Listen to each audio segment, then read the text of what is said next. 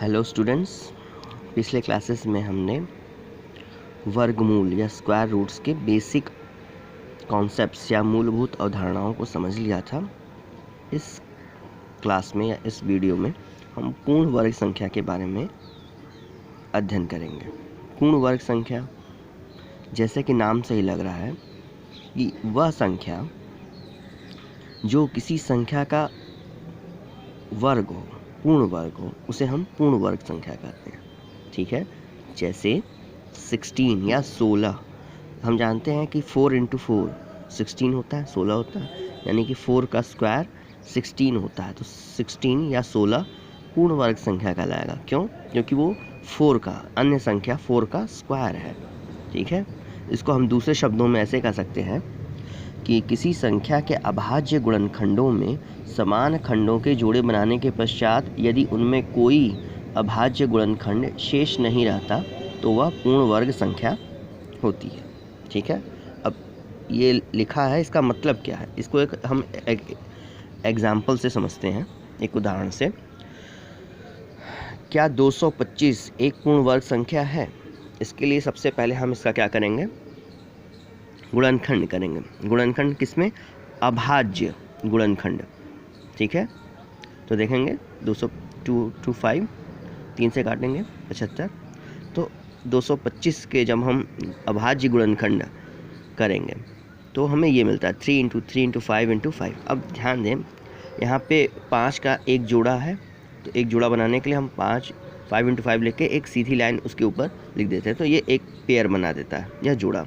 उसी तरह से 3 × 3 एक पेयर बना दिए।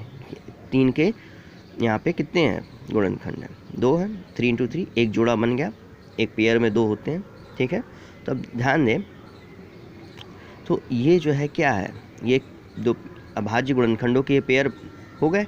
अन्य कोई संख्या ऐसी नहीं है कि जिसका पेयर यहाँ पे हो या छूटा हुआ, तो हम ये कहेंगे कि ये पूर्ण वर्ग संख्या है। अब इसको हम इस तरह से लिख सकते हैं, 3 × 5 × 3 × 5 या 15 × 15। ठीक है, तो 2 to 5 हो गया 15 का स्क्वायर, यानी कि 225। मेरे पुरानी डेफिनेशन से 225 एक ऐसी संख्या है जो एक संख्या यानी कि 15 का स्क्वायर है, वर्ग है। तो ये क्या है, होगी, ये पूर्ण वर्ग संख्या है। ठीक है, अब ध्यान दें, इसी तरीके से क्या 360 एक पूर्ण वर्ग संख्या है? हम 360 को हम अभाज्य गुणनखंडों में बांट दें, तो ध्यान दें, यहाँ पे आएगा 2 × 2 × 2 × 3 × 3 × 5। अब ध्यान दें, यहाँ पे 3 के जोड़े बन जाएंगे, यहाँ 2 है, 2 का एक जोड़ा बन जाएगा 2 × 2। लेकिन ध्यान रहे, यहाँ पे 2 और एक एक्स्ट्रा 5, इसके जोड़े नहीं बन पाएंगे। इसके जोड़े बनाने के लिए यहाँ पे एक एक्स्ट्रा 5 और यहाँ पे एक एक्स्ट्रा 2 होने चाहिए, जो कि नहीं है।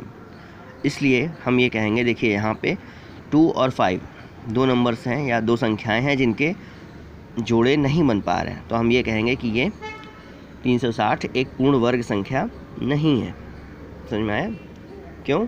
क्योंकि इसमें जो है, इस अभाज्य गुणनखंड के 360 को जब हम अभाज्य गुणनखंडों में बांट रहे हैं, तो 2 और 5 के ऐसे नंबर्स हैं जिसके जोड़े नहीं बन पा रहे हैं। ठीक है, इसलिए ये एक पूर्ण वर्ग संख्या नहीं होगी। ठीक है, यही इसका बेसिक कॉन्सेप्ट है। धन्यवाद।